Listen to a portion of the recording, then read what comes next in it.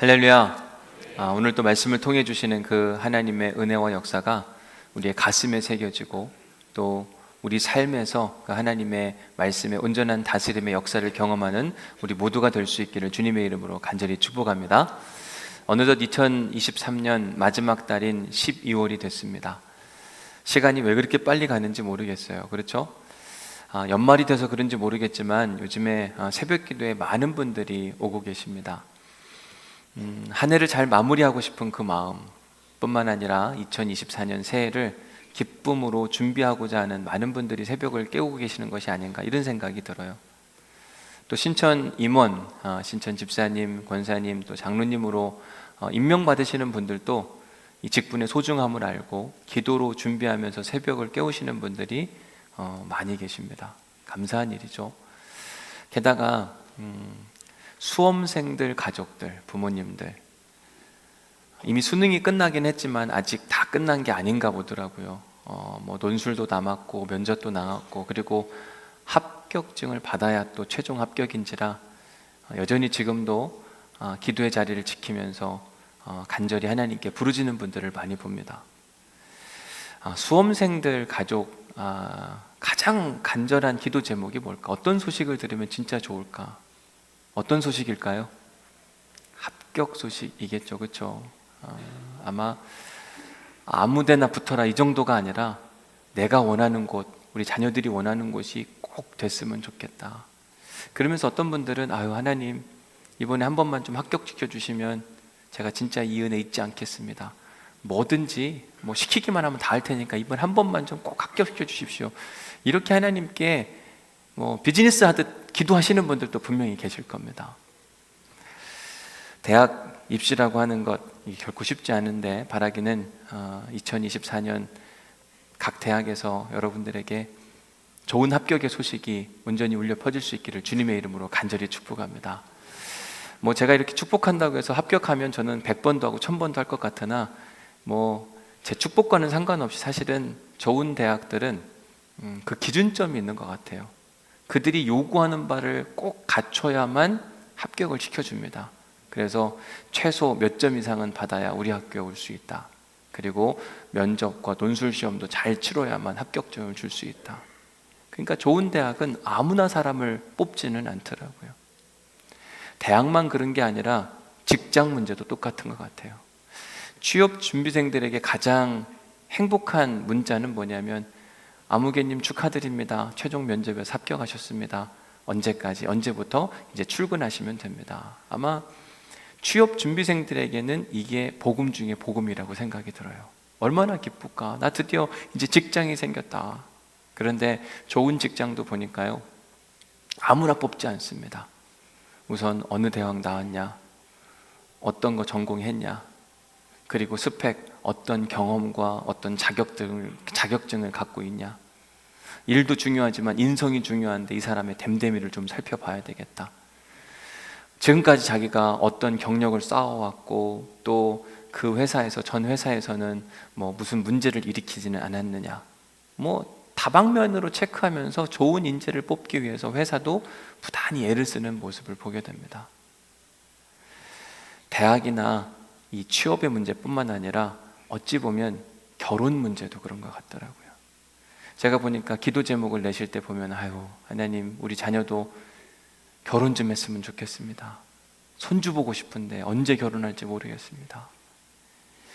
그런데 결혼 문제도요, 생각해 보면 우리 자녀들이 안 하고 싶어서가 아니라 하고 싶은데 이 조건들이 맞지 않아서, 그리고 혹여나 내가 도전했다가 마음에 상처받으면 어떨까 하는 마음 가운데 주저하는 사람들도 굉장히 많을 거라, 이렇게 이야기를 하는 거죠. 결혼 이야기가 오갈 때 잘 생각해 보면 어느 부모도 아무하고나 그냥 해, 결혼만 하면 되지 사람이 거기서 거기더라, 이렇게 하는 분들은 한 번도 못 봤어요. 다 결혼 얘기 오가기 시작하면 무조건 결혼만 하면 시켜준다고 하다가 누가 만났다 그러면 이제 그때부터 뭘 물어보냐면, 그 집 어떠냐, 직장은 뭐냐, 연봉은 어떻게 되고, 요즘에는요 건강 상태까지, 건강 검진 결과를 갖고 와야 된다 그러더라고요. 야, 이렇게 해서 결혼 배우자를 잘 찾을 수 있을까? 이런 생각이 들기도 합니다. 결혼을 간절히 원하는 청년들도 하나님께 간절히 기도하는 분들을 많이 봤어요. 하나님, 저는 이런 사람을 원합니다. 일단 외모는, 키는 이 정도쯤 돼야 되고, 이렇게 생겼으면 좋겠고, 그 다음에 직장은 어느 정도 연봉에, 그리고 워라밸, 일과 쉼 이런 것들을 병행할 수 있으면 참 좋겠고, 성격도 좋고 자상하기까지 했으면 너무너무 좋겠습니다. 하나님, 이런 사람을 꼭 만나게 하여 주옵소서. 그럴 때 하나님이 뭐라고 응답을 하시냐면, 야, 그런 사람이 왜 너하고 결혼을 하겠어? 이미 다 갔단다. 이렇게 하시는 거예요. 그러니까 이 결혼하는 문제도 우리는 준비가 되지 않았는데 더 좋은 사람만 찾으니까 결혼할 사람이 자꾸 없다고 하는 게 아닐까, 이런 생각을 하는 거죠. 이처럼 우리가 사는 세상이요, 좀 편해진 것 같지만 생각 외로 우리가 사는 세상은, 현실은 그렇게 녹록지가 않다고 이야기를 하는 겁니다. 대학 입시도 그렇고 취업 경쟁도 그렇고, 그리고 결혼의 문제까지 이것저것 따지는 조건들이 많아요. 이게 필요하고 저건 왜 준비 안 됐냐, 당신 안 되겠다, 퇴짜 맞는 사람들이 얼마나 많은지 모릅니다. 세상 살기 참 까다롭다, 이런 생각을 하게 돼요. 근데 저는 오늘 본문 말씀을 묵상하면서 설교 준비를 하는데, 참 좋으신 하나님, 힘있고 능력 있는 그 하나님, 그분의 아들 예수 그리스도가 자기의 사람, 제자를 선택하는 데 있어서 그렇게 까다롭게 굴지 않으시더라고요. 잘 보십시오. 오늘 보면 13절에 보니까 예수님께서 산에 오르사 자기가 원하는 자들을 그냥 불렀대요. 예수님이요, 갈릴리를 중심으로 해서 본격적으로 하나님 나라 사역을 막 시작하는데, 그분이 하시는 메시지 그리고 사역들, 이게 사람들한테 굉장히 인상적이었습니다. 물론 그런 예수님의 행동과 메시지에 대해서 시기하고 질투하는 어둠의 세력들도 분명히 있었어요. 그러나 어떤 사람들은 예수님을 흠모하고 사모하는 사람들도 있었습니다. 저분의 제자가 되면 얼마나 좋을까, 당신의 제자가 되고 싶습니다. 그래서 사람들이 몰려드는데요, 마가복음 1장부터 3장까지 보면 온 동네가 그 문 앞에 모였더라. 이 가버나움 일대에 있는 수많은 사람들이 모인 이야기. 1장 45절, 예수께서 다시는 드러나게 동네에 들어가지 못하시고 사람들이 너무 자기를 따라다니니까 불편한 거예요. 그래서 그냥 한적한 곳에 가셨는데 어떻게 거기도 알았는지 사방에서 사람들이 그에게 나오는지라. 마가복음 2장 2절, 많은 사람이 모여서 문 앞까지도 들어설 자리가 없게, 그래서 문전성시라는 표현을 여러분들에게 소개해드린 적이 있고, 마가복음 2장 13절에도 보면 큰 무리가 나왔거늘, 마가복음 3장 7절 큰 무리가 따르며, 마가복음 3장 10절 예수를 만지고자 수많은 사람들이 예수님께로 몰려들었더라, 이런 이야기. 그런데 여러분, 예수님께서는 자기에게 몰려드는 그 수많은 사람들 때문에 결코 기뻐하지 않으셨어요. 오히려 그 사람들을 피해서 산으로 가시면서 그 수많은 사람들 중에 자기와 함께 하나님 나라 사역할 동역자 12명을 구별해내기를 원하셨습니다. 그때 예수님께서는 이 중요한 사역을 앞두고 누가복음에 보면 산에 올라가서 따로 시간을 내어 기도하셨다고 이야기해요. 누가복음 6장 12절에 나옵니다. 이때에 예수께서 기도하러 산에 가셨는데 얼마 동안 기도하셨다고요? 밤이 새도록 기도하셨답니다. 예수님께서 밤이 새도록 기도하시면서, 하나님, 저를 따르는 수많은 사람들이 있는데 그 중에 12명만 따로 세워서 하나님 나라 사역을 하고 싶은데 누구를 선택해야만 합니까? 제가 원하는 사람이 아니라 하나님이 원하시는 그 사람을 선택하게 하여 주옵소서. 저에게 하나님의 마음 부어주시기를 간절히 원합니다. 밤이 새도록 기도를 하셨어요.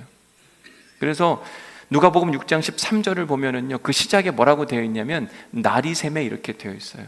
그러니까 밤새 기도하시고 날이 샜다, 이제는 기도가 끝난 상태입니다. 그러니까 밤새 기도하고 하나님의 마음을 얻었어요. 이제 선택만 하면 돼요. 12명을 이제 선택한 이야기가 오늘 본문 16절부터 19절까지 나와요. 16절에 보면 이제 그 사람들의 이름이 쭉 등장하는데, 먼저는 우리가 가장 잘 아는 사람이죠. 누구를 선택했습니까? 시몬 베드로를 선택했고, 17절에 가서 보면 조금 더 가면 야고보와 요한, 그의 형제 고른 이야기가 나오고, 18절부터는 나머지 사람들 이름이 쭉 나오는데 같이 한번 읽어봅니다. 시작. 또 안드레와 빌립과 바돌로메와 마테와 도마와 알페오의 아들 야고보와 및 다데오와 가나나인 시몬이며. 네, 여기까지 하면 이제 11명인 거예요. 그런데 저는 오늘 설교 준비하면서 19절 말씀 때문에 큰 충격을 받았어요. 왜냐하면 누구를 소개하냐면 예수님이 또 한 사람을 선택했는데 가룟 유다라. 근데 그 가룟 유다가 어떤 사람이에요? 예수를 판 자라. 왜 이게 저한테 충격이었냐면, 여러분, 예수님이 제자를 선택하기 위해서 산에 올라가서 얼마 동안 기도했다 그랬죠? 밤새 울면서 기도하셨어요. 하나님, 주님의 마음을 주옵소서. 당신의 마음을 주셔서 내 선택이 틀리지 않기를 원하고, 정말 하나님 마음에 합한 사람을 제가 선택하길 원합니다. 하나님 일하여 주옵소서. 그렇게 밤새 기도하고 선택을 하셨는데 거기에 누구도 포함되어 있는 거예요? 자기 자신을 팔 가룟 유다가 거기 포함되어 있는 겁니다. 아니, 기도를 이렇게 많이 하셨으면 가룟 유다 같은 정도는 걸러내야죠. 예수님 영성이 의심스러운 거예요. 밤새 주무신 거 아닌가? 그렇지 않고는 어떻게 기도하셨는데 기도하고 고른 사람이 가룟 유다가 들어가 있냐고요. 저는 계속 예수님께 질문을 하는 거예요. 설교 준비하면 하나님, 예수님 좀 가르쳐 주세요. 왜 가룟 유다 선택했습니까? 아셨잖아요. 그리고 하나님 마음을 구했으면 하나님이 가룟 유다를 선택하라고 마음을 주셨을 텐데 제발 좀 가르쳐 주시면 참 좋겠습니다. 왜 그러셨는지 이유 좀 얘기해 주세요. 이게 해결이 안 되니까요, 설교 준비가 더 이상 진전이 없는 겁니다. 뭐 그 다음 이야기로 가고 싶지만 이 문제가 해결되지 않으니까 답답하고 속상한 거 있잖아요. 그렇게 한참 설교를 준비하면서 헤매고 있었던 중에 예수님이 저에게 물으시는 그 마음이 뭐냐면, 야, 박 목사, 너는 나를 한 번도 배신한 적이 없냐? 만약 내가 가룟 유다를 선택하지 않았다고 한다면 배신할 걸 가능성이 많은 너 역시 선택하지 않았을 거란다. 저는 이 말씀이 다시 한번 저에게 충격이기도 했고 은혜이기도 했어요. 하나님이 예수님에게 가룟 유다를 선택할 수 있도록 하신 그 이유가 뭐냐면, 배신 가능성이 많은 나 같은 존재도 구원하시기 위해서, 불러주시기 위하여 일부러 가룟 유다도 예수님의 제자로 포함시켜 주신 거예요. 야, 진짜 하나님도 그렇고 예수님도 그렇고 진짜 좋은 분이시다. 근데 저는 한편으로는 무슨 생각이 들었냐면, 하나님이 예수님에게 야, 가룟 유다도 선택해. 그 수많은 사람 중에 저자가 너를 배신할 자 맞기는 한데 그래도 저자를 선택해 주면 좋겠다. 이때 예수님의 마음은 어땠을까? 나를 배신할 자를 알면서도 그를 선택한다는 건요, 죽을 만큼 힘들고 어려울 수도 있거든요. 하나님, 안 그러고 싶습니다. 왜요? 저자가 저를 팔아가지고 십자가에 달리게 한다는데 왜 굳이 저 인간을 제가 뽑아야만 하는 겁니까? 싫습니다. 안 하고 싶습니다. 라고 저행했을지도 몰라요. 그래서 어쩌면 밤새 기도하셨을지도 몰라요. 근데 결국은 선택을 하시더라고요. 세상은 사람을 선택하는 기준이 참 까다롭고 복잡합니다. 좋은 사람을 고르기 위해서 이런 조건 저런 조건 다 만족시켜야 되고, 준비 안 되면 계속 되짜 놓는 거예요. 안 뽑겠다 뭐 이럴 텐데, 하나님의 아들 예수 그리스도, 그분께서는 이런 거 저런 거 가리지 않으시고, 공부 얼마나 했냐 뭐 이런 거 가리지 않으셨어요. 얼굴 잘생겼냐 이런 것도 별로 중요하지 않았습니다. 오히려 예수님은요, 범죄 이력 있는 잘못된 인생을 산 사람까지 품에 안으시고 함께 가시는 그 모습. 예수님은 뭐 조건 이런 게 뭐 전혀 개의치 않으셨어요. 근데 예수님이 딱 한 가지 보시는 게 있더라고요. 요거 하나면 예수님의 사람이 될 수 있고 천국 백성이 될 수 있는데, 그게 뭐냐? 딱 한 가지. 마가복음 1장에 나와요. 마가복음 1장 17절 말씀에 보면 예수님께서 이르시되 나를 따라오라. 이 이야기에 베드로가 어떻게 행동했는가? 18절 말씀 같이 읽어볼까요? 시작.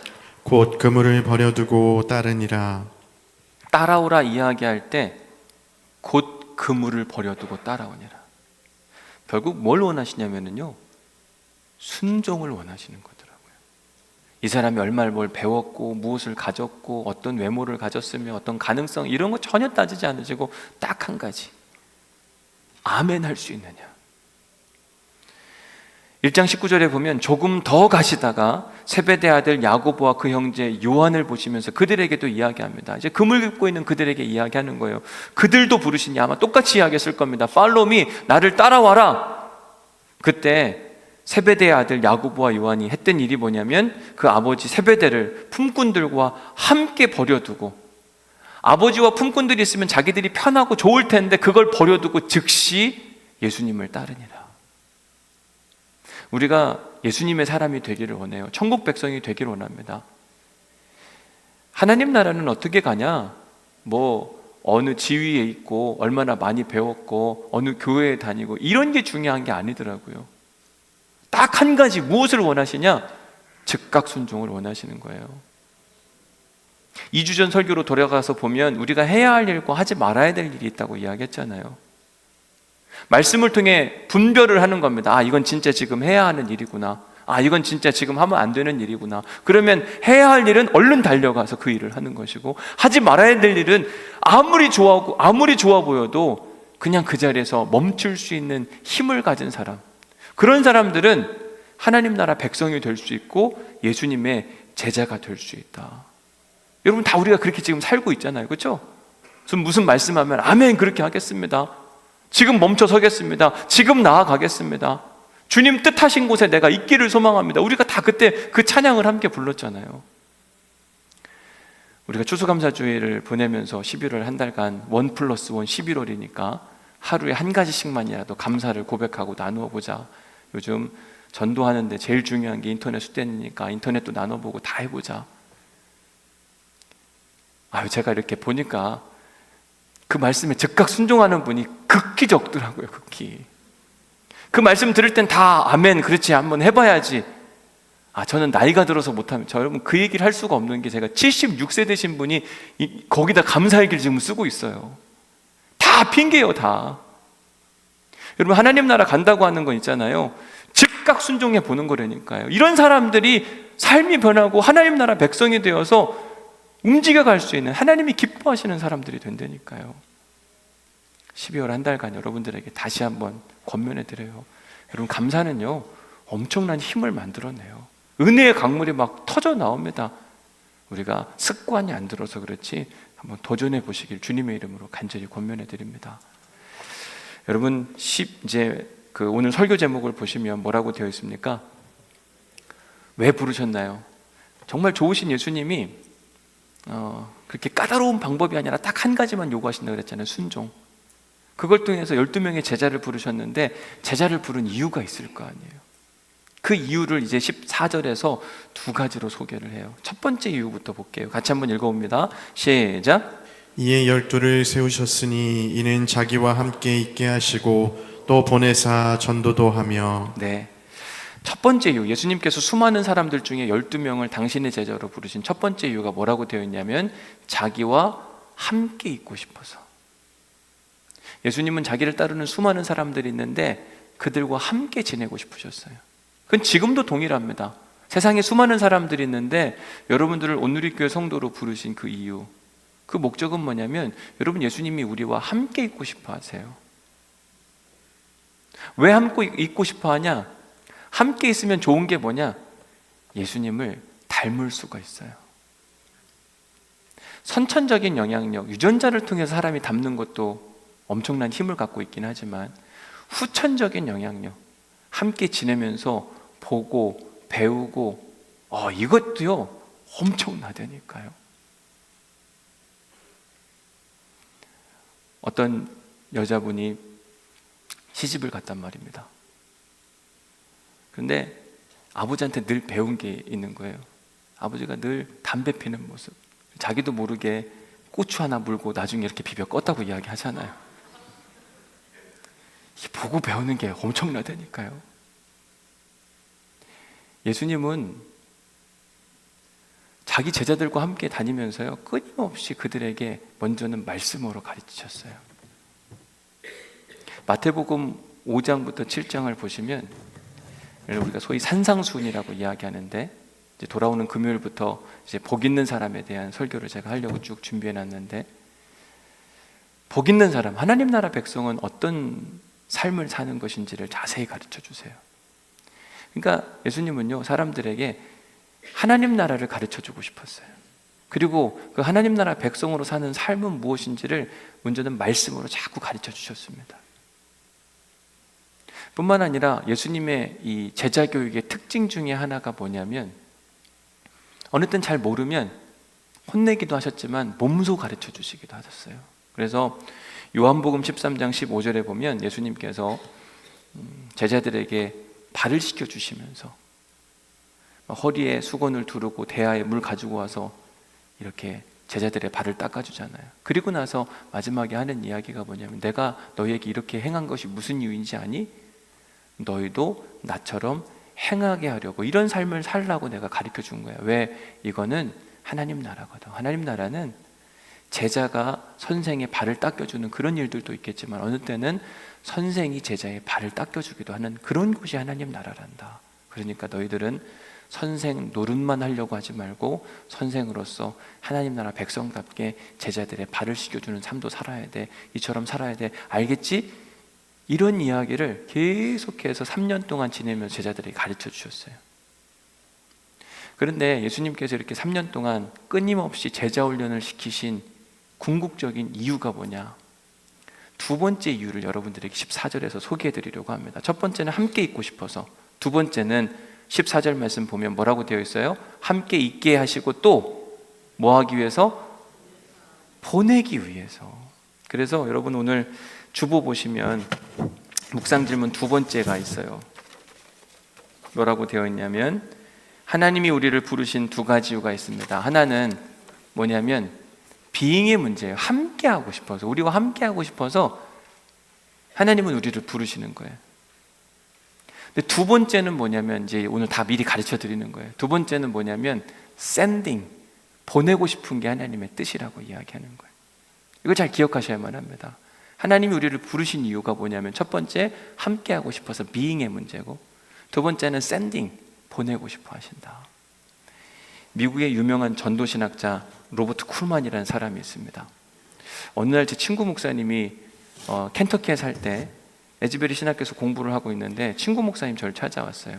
그러면서 이런저런 이야기하다가 자기 여기에서 만나고 싶은 사람이 한 사람이 있다고 그러더라고요. 누구냐 그랬더니 유명한 전도학자인데 로버트 쿨만이라는 사람이 있대요. 책 하나 가져와서 그분에게 사인을 받고 싶다 그러더라고요. 그러냐, 그 사람이 어디 있는데, 어디 사는데. 그래서 찾아보니까요, 알고 봤더니 우리 집 건너편에 살더라고요. 몰랐어요. 같이 수영도 했거든요. 그냥 동네 아저씨인 줄 알았던데 엄청 유명한 전도학자더라고요. 그 사람이 책 한 권을 쓰셨는데 무슨 책을 썼냐면 Master Plan of Evangelism이라는 책을 썼어요. 주님의 전도 계획, 이런 책이거든요. 근데 그 책에 보면 예수님이 제자 훈련을 어떻게 시켰는지를 8단계로 쭉 소개합니다. 첫 번째가 뭐냐면 셀렉션이에요. 뭔가를 골라내는 것. 수많은 사람들 중에 고르는 게 첫 번째고, 두 번째 어소시에이션, 함께 시간을 보내는 것을 이야기하는 겁니다. 컨그레이션, 그리고 그 사람들을 거룩하게 구별하는 건데, 구별하는 첫 번째 중요한 게 뭐냐면 순종인 거예요. 저기 보면 He required obedience, 순종을 이야기하는 겁니다. 근데 제일 중요한 건 마지막이에요. 마지막 단계가 뭐냐면 reproduction이라고 되어 있어요. reproduction은 뭐냐면 재생산이에요. 예수님이 많은 사람들 중에 제자를 부르시고 그들에게 3년 동안 제자 훈련을 시키신 근본적인 이유가 뭐냐면 자기와 같은 사람을 똑같이 만들어내기 위해서. 왜? 예수님은 하나님 나라 백성이거든요. 하나님 나라의 주인이시거든요. 예수님은 제자들을 불러서 그 사람들을 하나님 나라 백성으로 만들어주고 싶었던 거예요. 그러기 위해서 그들을 부르고 함께 보내고 순종의 훈련을 시키시고. 여러분, 천국을 우리는 다 소망하고 살아가잖아요. 천국을 가는 방법, 옛날 우리가 주일학교 때 불렀던 찬양이 있어요. 천국 가는 방법. 돈으로도 못 가요 하나님 나라, 힘으로도 못 가요 하나님 나라. 그럼 어떻게 간단 말입니까? 시작. 거듭나면 가는 나라, 하나님 나라. 믿음으로 가는 나라, 하나님 나라. 근데 생각해보면 거듭남도 우리가 할 수 있는 게 아니고 믿음도 우리가 할 수 있는 게 아니더라고요. 이 노래의 핵심은 뭐냐면 우리의 의지와 우리의 노력과 우리의 재능으로는 하나님 나라 입성이 불가능하다. 그래서 그럼 어떻게 우리가 하나님 나라 들어가는 거냐? 하나님 나라는 선물로 받는 거예요. 너 들어올 수 있어. 근데 그렇게 선택하신 하나님의 기준이 뭐냐? 순종이라니까요. 이거 해봐. 아멘. 그런 사람? 오케이. 하나님이 우리를 사랑하셔서 당신의 아들 예수 그리스도를 보내시고 십자가에 죽고 부활하셨는데 이걸 믿음으로 받아들이고 십자가 복음으로 살 사람, 아멘, 제가 그렇게 살겠습니다 라고 고백하면 다 끝나는 거예요. 그러면 그런 사람들은 천국 백성이 되는 겁니다. 그런데 우리가 아멘 했는데 그게 진짜 아멘인가? 가짜 아멘인가? 입술로는 아멘 했지만 마음은 전혀 없는 건가? 진짜 온 마음으로 아멘을 했는가? 이게 구분이 돼야 되는데 이거를 구분하는 방법이 14절에서 말하는 두 번째예요. 하나님께서 누군가를 어딘가 보내고 싶어서 야, 너 저기가 저것 좀 하면 참 좋겠다 라고 이야기했을 때 아이 싫은데요, 저 힘들어요, 바빠요, 할 게 너무 많아요. 하나님 아시잖아요, 저 이것도 해야 되고 저것도 해야 되는데 아 이거 다 어떻게 합니까? 못하겠어요. 아니 그래도 해야 돼. 아 하나님 짜증나게 자꾸 왜 그러세요? 안 한다니까요. 이런 사람들은 입술로는 아멘이지만 이미 삶으로는 노멘인 거예요. 안 하겠다고 작정하는 거. 마태복음에 보면은요 이런 이야기가 있어요. 여러분들도 잘 한번 들어보시고 판단해 보세요. 그러나 너희 생각에는 어떠하냐? 여러분들의 생각도 묻는 겁니다. 어떤 사람에게 아들 둘이 있는데 맏아들에게 가서 이르되 예 오늘 포도원에 가서 일 좀 해라 그렇게 이야기하니까 그 큰아들이 대답을 합니다. 이르되 아버지 가겠나이다 하더니 어떻게 했다고요? 안 갔어요. 자, 이 아들 순종한 겁니까? 안 한 겁니까? 입술로는 예 했지만 안 한 거예요. 아버지에 대한 존경과 존중심이 전혀 없는 겁니다. 말로만 하는 거죠. 근데 우리가 이렇게 하게 되면 생기는 문제가 마태복음 10장 32절에 나와요. 누구든지 사람 앞에서 나를 진심으로 시인하면 나도 하늘에 계신 내 아버지 앞에서 그를 시인할 것이요 내가 아는데 저 사람은 진짜 하나님 백성답게 살았다. 입술로만 아멘 떠드는 사람이 아니라 실제 삶이 하나님 말씀 앞에 아멘인 사람이었다. 그런데 10장 33절 말씀 같이 한번 읽어봅니다. 시작. 앞에서 나를 부인하면 나도 하늘에 계신 내 아버지 앞에서 그를 부인하리라. 누구든지 사람 앞에서 나를 아멘한다고 이야기하면서도 삶으로 아멘이 아니면 부인한다고 한다면 나도 하늘에 계신 하나님 아버지 앞에서 그 사람을, 저 사람은 있잖아요, 온누리교회 교인이었습니다. 집사고 권사고 장로고 목사였는데 말만 그랬지 믿음은 하나도 없는 사람이 천국 못 들어갑니다. 예수님께서 우리 변호하시기를 거부한다 이 얘기를 하는 거예요. 이제 말씀을 정리하면서 하나님은 수많은 사람들 중에 우리를 불러주셨어요. 이게 감사한 이야기예요. 우리의 조건, 환경 뭐 이런 거 다 따지지 않고 아무개야 예수 믿을래? 하나님 나라 가고 싶니? 아멘. 여기까지는 다 좋았어요. 그런데 우리를 부르신 목적, 첫 번째는 우리와 함께하고 싶어서지만 두 번째는 뭐 때문이라고요? 보내고 싶어서. 여러분, 하나님은 우리를 어딘가 보내고 싶어 하신다니까요. 그럴 때 우리가 정말 아멘 할 수 있는가? 하필 오늘 우리가 하는 게 뭐냐면 은사 배치 사역 지원서예요. 저는 강해 설교를 하는지라 강해 설교는 그냥 순서에 따라서 하게 되는 거잖아요. 근데 마침 오늘 12월 첫째 주일에 은사 배치 박람회를 한다고 이야기를 하더라고요. 아, 이거는 제가 의도하려고 해도 할 수 없는 일인데 어떻게 이렇게 맞췄는지 모르겠어요. 제가 그래서 오늘 양육국장님이신 이동환 장로님에게 이거 어떻게 알았어요? 다른 사람이 보면 우리 짰다고 이렇게 이야기했거든요. 그럴 수 있는 게 아니에요. 보통 11월에 하는데 갑자기 12월 첫째 주일에 해놨더라고요. 그 이유인즉슨 아마 하나님이 우리에게 정말 사역의 자리로 보내시기를 원하시는 거. 주일 예배 여러분 다 드리시는데 이런 차원의 문제로 되지는 않는다. 하나님은요 우리를 부르신 다음에 뭘 원하시냐면 뭔가 사역하기를 원하시는 거예요. 보내시기를 원하시는 겁니다.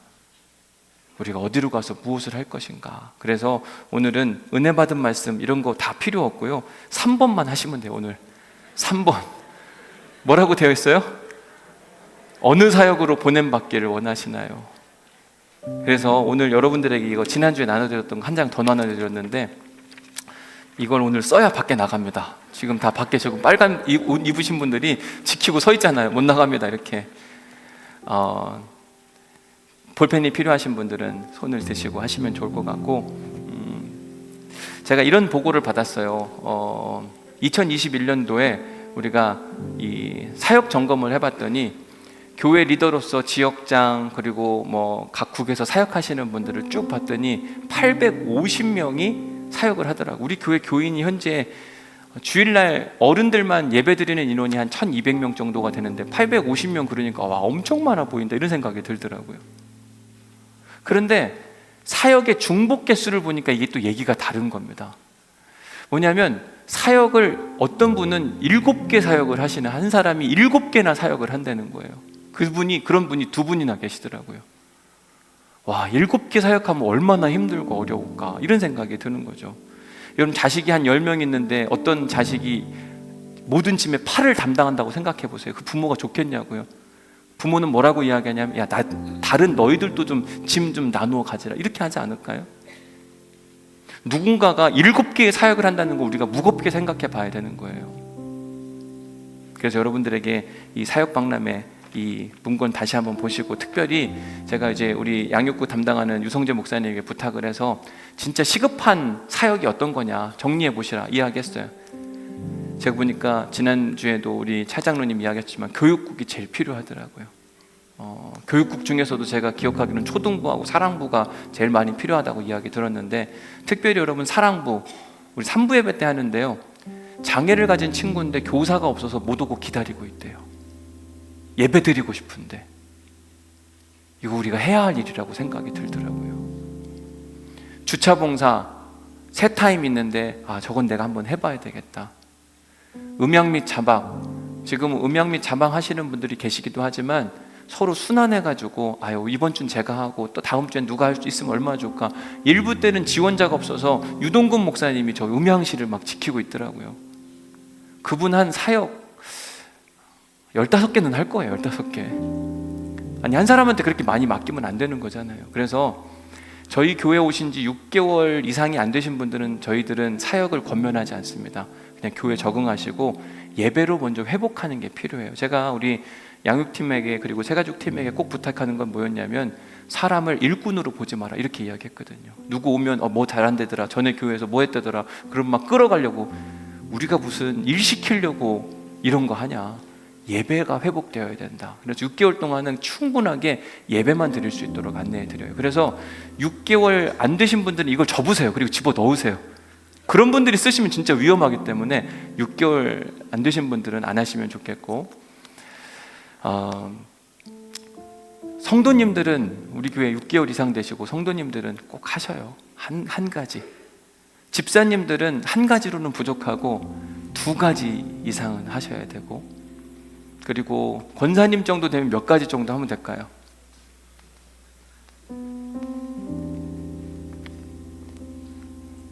권사님들이 얘기해 보셔요. 한 5가지는 해야 되지 않을까요? 너무 힘들 것 같고 3가지 정도만 한다 생각하. 최소한 나 요 정도. 장로님들은 남 얘기라고 막 하시네요. 본인들 얘기는 안 하시더니. 차장로님 몇 가지 하면 괜찮을 것 같아요? 5가지 이상. 목회자는 10가지 이상. 그래야 되지 않을까요?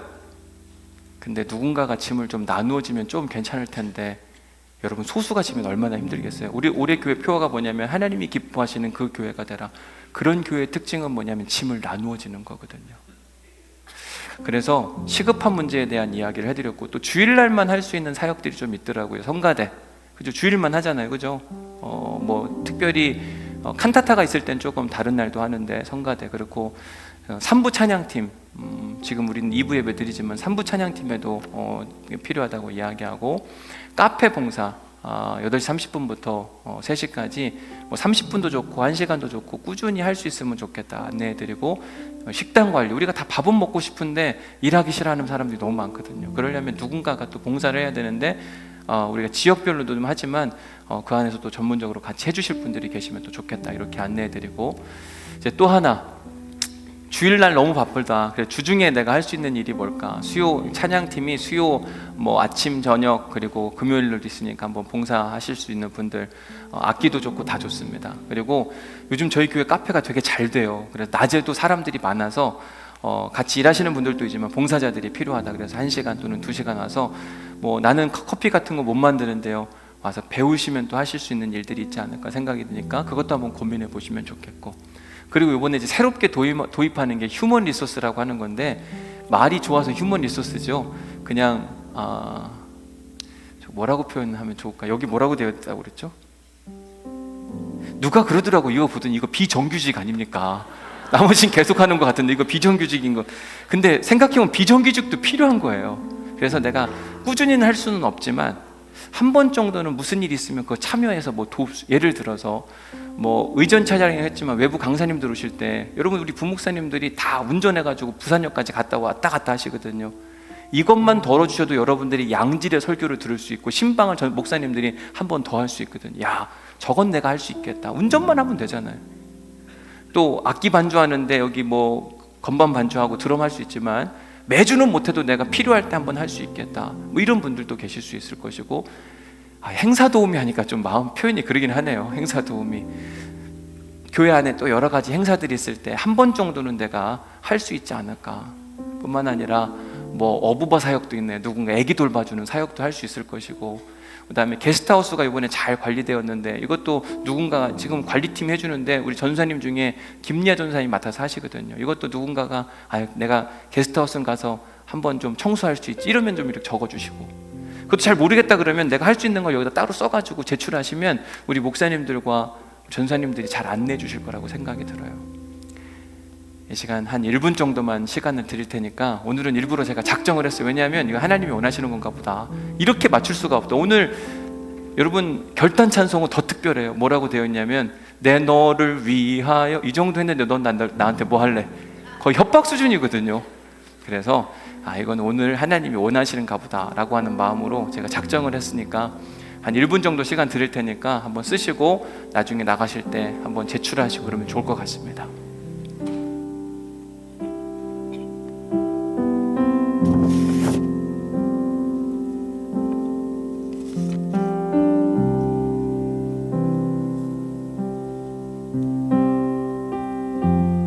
펜이 없으신 분들은 손을 드시면, 뭐 3층도 그렇고 손 드시면 여기 빨간 옷 입은 우리 안내팀이 전해드리니까 뭐든지 하나는 하셔야 돼요. 뭐든지 하나는 좀 하셔서 돕고 섬기고, 나는 이런 달란트를 갖고 있는데 여긴 없네요. 그러면 그걸 쓰셔도 괜찮고.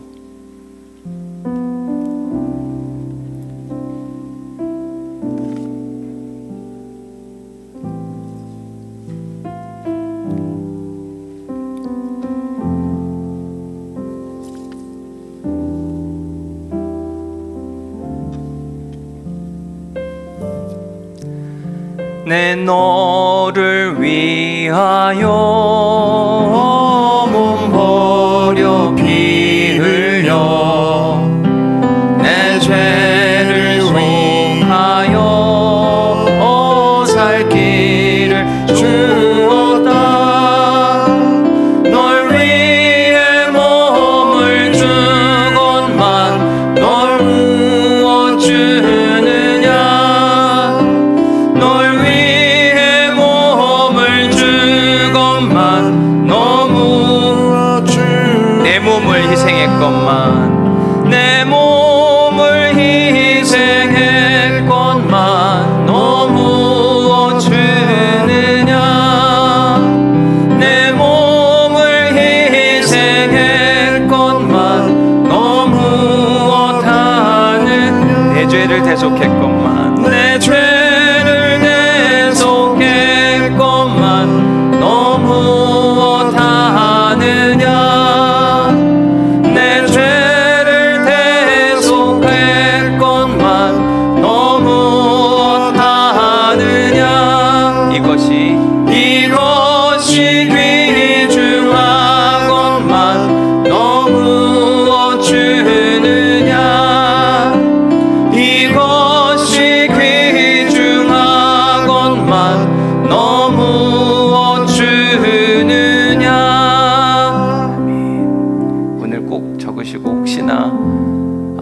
집에 가서 생각나신 분들은 다음 주에 제출하셔도 되니까, 그래서 여러분들을 통해서 하나님은 지금도 누군가를 보내기 원하세요. 오늘 이 대강절이라고 이야기하는데, 대강절이라고 하는 것은 하나님이 당신의 아들 예수 그리스도를 보내주셨음을 고마워하며 기다리는 거예요. 하나님이 예수님을 보내주셨기 때문에 우리가 구원을 받는 겁니다.